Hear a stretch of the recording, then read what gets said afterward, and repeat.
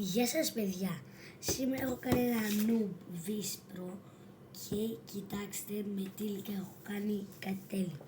Κοιτάξτε, αυτό εδώ το noob, δεν ξέρω αν φαίνεται καλά, noob πάντως λέει. Το μπει το έκανα λάθος, αλλιώς είναι.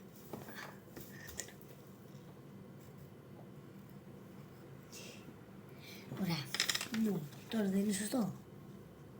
Ναι, τώρα είναι σωστό. Ωραία. Noob vs Pro. Αυτό εδώ το έκανα μόνο με τους δύο μαρκαδόρους. Ενώ αυτό εδώ που είναι το Pro, κοίτα, ακούστε με τι το έκανα. Το έκανα με αυτόν, που δεν πάω αυτός καλά. Αυτόν, μπλε. Αυτό το μαύρο και αυτό το μολύβι.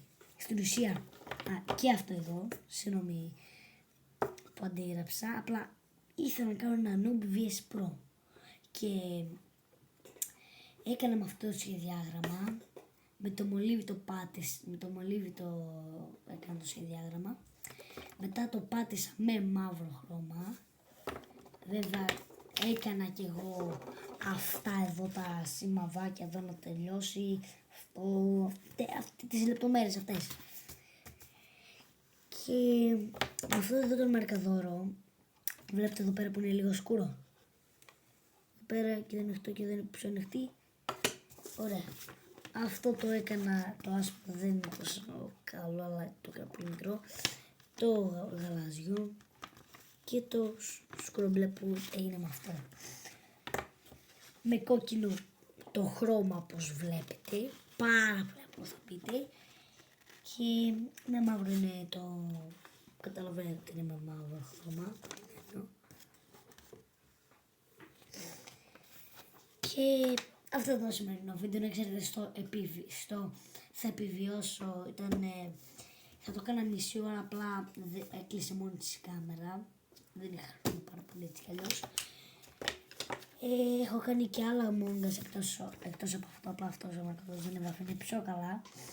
Δηλαδή για παράδειγμα με αυτό το μαρκαδόρο και κάποιους άλλους τέλος πάντων έκανα αυτό εδώ. Και κρατάει και σπαθί. Δεν είναι ωραίο. Γράψτε στα σχόλια πόσο καλό είναι το μπλε, το κόκκινο, θα το κόψω και αυτό, και το πράσινο.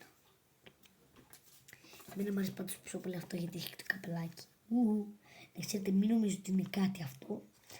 Απλά το είχα κάνει με αυτό το στήλο που ήξερα ότι σβήνει, αλλά για κάποιο λόγο δεν υπάρχει σβήστρα εδώ και δεν βάφηκαν καλά. Οπότε έκανα έτσι, ό,τι να είναι. Αυτό ήταν το σημερινό βίντεο, τα λέμε στο επόμενο βίντεο και γεια.